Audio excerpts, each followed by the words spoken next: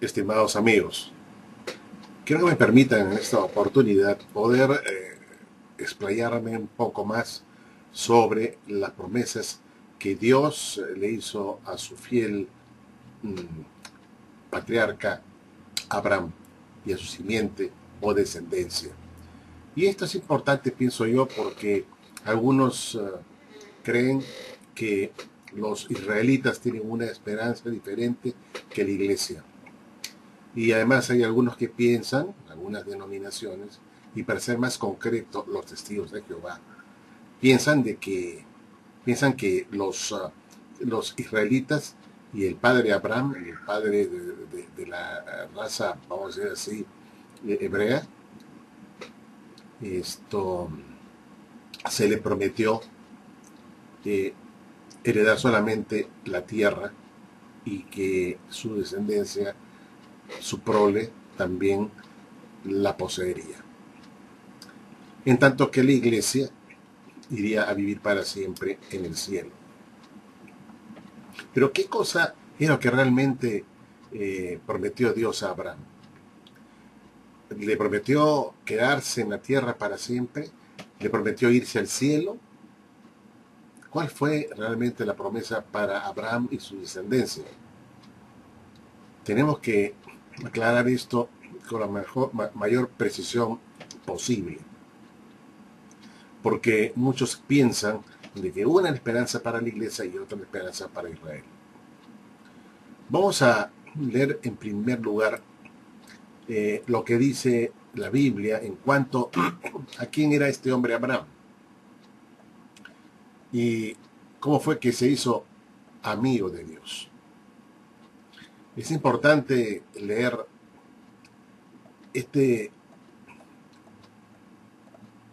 la historia de este hombre, entender qué es lo que Dios le dijo, qué es lo que Dios le prometió. En Romanos, capítulo 4 y versículo 1, leemos lo siguiente: ¿qué pues diremos que halló Abraham, nuestro padre según la carne? Porque si Abraham fuese justificado por las obras, tiene de qué gloriarse, pero no para con Dios. Porque, ¿qué dice la Escritura? Creyó Abraham a Dios y le fue contado por justicia. Es decir, hasta acá hemos visto que Abraham es justificado por haber creído a Dios. Abraham creyó a Dios, creyó en sus promesas. En el versículo 4 dice: pero al que obra no se le cuenta el salario como gracia, sino como deuda. Mas al que no obra, sino cree en aquel que justifica al impío, su fe le es contada por justicia. Si uno cree en Dios y cree en aquel que justifica al impío, su fe le es contada por justicia. Esa persona es justificada por la fe en aquel que justifica al impío. En el versículo 6 dice: como también David habla de la bienaventuranza del hombre a quien Dios atribuye justicia sin obras, diciendo: bienaventurados aquellos cuyas iniquidades son perdonadas y cuyos pecados son cubiertos. Interesante esto. La justificación es entonces el perdón de los pecados que han sido cubiertos por la sangre de Cristo. Y esa fe en Cristo, en su sacrificio vicario, esa fe hace posible que nuestras iniquidades sean perdonadas y los pecados nuestros o de todos nosotros sean cubiertos. El versículo 8 dice, bienaventurado el varón a quien el Señor no inculpa de pecado. ¿Por qué? Porque ha sido ya justificado. O sea, diríamos entonces, bienaventurado el varón a quien el Señor justifica, en todo caso, por la fe. El 9 dice, ¿es pues esta bienaventuranza solamente para los de la circuncisión o también para los de la incircuncisión? Porque decimos que a Abraham le fue contada la fe por justicia. ¿Cómo pues le fue contada? ¿Estando en la circuncisión o en la incircuncisión? No, en la circuncisión, sino en la incircuncisión.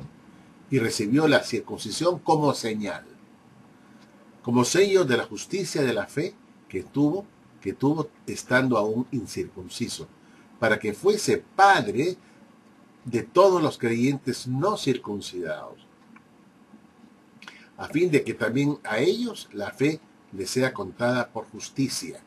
Es decir, también los gentiles, los no circuncidados, también pueden ser justificados por esa misma fe y así recibir el perdón, pues, de los pecados pasados, cometidos. En el versículo 12 dice, y padre de la circuncisión para los que no solamente son de la circuncisión, sino que también siguen las pisadas de la fe que tuvo nuestro padre Abraham antes de ser circuncidado. O sea, escuchó a Dios, salió de su tierra de Ur de Caldea a la tierra que le prometía el Señor y salió con fe, sin saber pero prácticamente a dónde iba, pero salió y obedeció al Señor y creyó en Él. Esa fe ya le estaba siendo contada como justicia, como justificación. Y también, por supuesto, la promesa de que a través de él y sus simientes serían benditas todas las naciones de la tierra. El versículo 13, porque no por la ley fue dada a Abraham o a su descendencia la promesa de que sería heredero del mundo, sino por la justicia de la fe. O sea, la justificación, estimados amigos, hace posible que nosotros y también nuestro padre Abraham, todos los que somos creyentes, sus descendientes en la fe, por la fe, seamos los herederos del mundo, junto con Abraham y junto con su simiente, que viene a ser en principio el Señor Jesucristo, según Gálatas 3, 16 y 29, y también los que son de su cuerpo, la iglesia. En el versículo 14 dice, porque si los que son de la ley son los herederos, van a resultar la fe y anulada la promesa. Pues la ley produce ira, pero donde no hay ley tampoco hay pecado o transgresión. Por tanto, es por fe, para que sea por gracia, a fin de que la promesa sea firme para toda su descendencia, no solamente para los de la ley, sino también para la que es de la fe de Abraham, el cual es Padre de todos nosotros. En el siglo XVII dice, como está escrito, te he puesto por Padre de muchas gentes, delante de Dios, a quien creyó, el cual da vida a los muertos y llama las cosas que no son como si fuesen. Versículo 18, él creyó en esperanza contra esperanza, para llegar a ser padre de muchas gentes, conforme a lo que se le había dicho, así será tu descendencia. Versículo 19, y no se debilitó en la fe al considerar su cuerpo que estaba ya como muerto, siendo ya de 100 años, o de casi de 100 años, por la esterilidad de la matriz de Sara. Versículo 20, tampoco dudó por incredulidad de la promesa de Dios, sino que se fortaleció en fe, dando gloria a Dios, plenamente convencido de que era también poderoso para hacer todo lo que había prometido. Amigos, nosotros, si tenemos esa misma fe de Abraham, también seremos los herederos del mundo y seremos también los herederos de todas las promesas, incluyendo la salvación y la vida eterna. En el versículo 22, por lo cual también su fe le fue contada por justicia, es decir, la fe en las promesas de Dios, en Jesucristo, como el que nos redime de nuestros pecados a través de su sangre preciosa, eh, y la fe en los pactos y las promesas que Dios ha dado a Abraham, si nosotros también tenemos esa misma fe, nosotros, como Él, seremos contados como justos y seremos pues justificados, definitivamente, justificados por esa fe. En el versículo 23, y no solamente con respecto a Él se escribió que fue contada, sino también con respecto a nosotros, a quienes ha de ser contada. Esto es, a los que creemos en el que levantó de los muertos a Jesús, Señor nuestro, el cual fue entregado por nuestras transgresiones y resucitado para nuestra justificación. Estimados amigos, Abraham fue justificado por Dios, por la fe que tuvo este gran hombre en las promesas que Dios le hizo. No dudó nada, estuvo seguro, plenamente convencido de lo que Dios le estaba ofreciendo. Y fue justificado, fue considerado justo. Así como también son considerados justos todos aquellos que son de la fe de Abraham, es decir, su descendencia, no su simiente en la fe, que lo componen todos los creyentes que tienen esa misma fe de Abraham, incluyendo a nuestro Señor Jesucristo. Todos vamos a ser herederos de esa misma promesa de heredar el mundo. Y por supuesto, el reino de Dios también. Porque justamente el reino de Dios va a ser que este mundo sea manejado y gobernado por los herederos de Dios, por la simiente de Abraham, por los justificados. Sin embargo, quiero decirles algo que es muy importante. No solamente el Señor justifica a los hombres por la fe, nos hace justos, sí, pero hay algo más. Dice Romanos 8, 29 y 30, porque a los que antes conoció, también los predestinó para que fuesen hechos conforme a la imagen de su Hijo, para que Él sea el primogénito entre muchos hermanos. Y a los que predestinó, a estos también llamó. Y a los que llamó, a estos también justificó. Y a los que justificó, a estos también glorificó. Es decir, los que son justificados por su fe, por la fe de Abraham, por la fe en las promesas, también serán glorificados. Por eso dice acá, a estos también justificó, y a los que justificó, a estos también glorificó. Y luego vamos a ver que usa la palabra, el vocablo glorificó en pasado, porque el apóstol Dios habla de las cosas que no son como si fuesen. Pero después vamos a ver que esta glorificación va a ser en la segunda venida de Cristo. Sin embargo, acá hay una promesa de justificación y glorificación. Si Abraham fue justificado, también será glorificado. Si nosotros también hemos sido justificados por la fe, seremos glorificados. Pero quiero que entiendan esto. Para ser glorificados, primero hay que ser un hijo de Dios. Por ejemplo, en Hebreos 5:5 leemos: así tampoco Cristo se glorificó a sí mismo haciéndose sumo sacerdote, sino el que le dijo: tú eres mi hijo, yo te he engendrado hoy. Es decir, aquí tenemos a Jesús glorificado como el sumo sacerdote, y Dios lo llama mi hijo. Tú eres mi hijo, yo te he engendrado hoy. Es decir, un individuo glorificado es un individuo que es previamente un hijo de Dios. Primero, se es hijo de Dios por la fe en Jesucristo, se convierte uno en hijo de Dios, Juan 1, 11 y 12, y luego uno va a esperar la glorificación por este motivo, por ser un hijo de Dios, por haber sido justificado por la fe. Va a ser glorificado. Y en Romanos 8:17 también encontramos la reiteración de este prerequisito de la glorificación o para la glorificación, que es ser primero un hijo de Dios.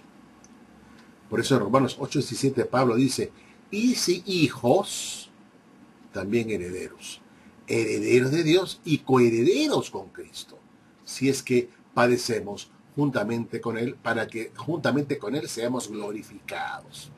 ¿Se dan cuenta? Los justificados serán glorificados. O sea, nadie puede decir, Abraham ha sido justificado, pero él no va a ser glorificado. Él va a ser un súbdito del reino de Cristo. Se va a quedar en la tierra como un mero súbdito. En tanto que la iglesia, los salvos de esta dispensación, los creyentes en Cristo, los que componen la iglesia, ellos van a heredar una posición superior en el reino de Cristo como gobernantes, en tanto que Abraham se queda solamente como un súbdito, y todos aquellos que son los llamados héroes del Antiguo Testamento. Pero no, Abraham fue justificado por la fe, igual Isaac, igual Jacob, todos creyeron las promesas, y todos fueron justificados por esa fe. Pero como dice también Hebreos, no, perdón, como dice el mismo el apóstol Pablo, lo está diciendo claramente en Romanos 8, 29 y 30, que aquellos que son justificados son también glorificados. ¿Para qué? Para que fuesen hechos conforme a la imagen de su Hijo. Conforme a la imagen de su Hijo. Quiere decir, si Jesús es ahora un ser inmortal, un ser que tiene una serie de dones que Dios le ha dado, autoridad y poder, también lo tendremos nosotros juntamente con Él. Por eso vamos a ser hechos conforme a la imagen de su Hijo. Y esto incluye también pues al patriarca Abraham, que siendo un hombre de fe, se justificó ante Dios y será glorificado también para ser hecho conforme a la imagen de su Hijo. Por eso no es de extrañarnos que nosotros encontremos en las mismas escrituras que se habla lo siguiente, por ejemplo, en Mateo 8:11, Jesús dice, y os digo que vendrán muchos del oriente y del occidente y se sentarán con Abraham e Isaac y Jacob en el reino de los cielos. Ahí vemos pues que estos hombres de la fe, estos justificados, estos glorificados hombres de antaño, Abraham, Isaac y Jacob y todos los profetas estarán en el reino de Cristo, sentados en esa mesa mesiánica, no sentados con Jesús en su mesa. O sea, muy cerca de Él, en su presencia, en su mesa. Y esto incluye, pues, como dice acá, en Lucas también 13:28, a todos los profetas. En Lucas 13:28, incluye a todos los profetas. Y sabemos que David, según el apóstol Pedro en Hechos capítulo 2, presenta a David como uno de esos profetas. Por tanto, también el rey David no podría quedarse como mero súbdito de su propio reino, sino que él pasaría a ser cogobernante y coheredero de ese reino con Cristo, rigiendo a las naciones. De modo que podemos concluir que tanto los fieles del Antiguo Testamento como los fieles del Nuevo Testamento componen el cuerpo de Cristo, el cual tendrá la jefatura del nuevo mundo, de la nueva sociedad de la era venidera, y serán pues los herederos del mundo. Gobernarán sobre los súbditos que hayan quedado después de la batalla final, como dice en la Biblia, ¿no? En Zacarías 14. Vean ustedes que habrá pues una serie de personas que habrán sobrevivido a la batalla final y que serán regidos con vara de hierro, ¿no? Durante ese periodo milenial. Ellos no serán inmortales, aprenderán del Señor, porque de Sion saldrá la ley y de Jerusalén la palabra de Jehová o de Yahvé o Yahweh, y así pues se reorganizará la sociedad humana con un reino justo, con Cristo y todos sus santos o su iglesia reinando, gobernando en puestos de responsabilidad en ese reino futuro. Esa es la invitación que nos hace el Señor Jesucristo de participar en su reino, pero no meramente como súbditos, sino como co-gobernantes con Él, como sus hombres de confianza, y cada uno recibirá autoridad sobre las naciones. Estimados amigos, espero que esta explicación haya sido lo suficientemente clara. Muchas gracias por vuestra atención.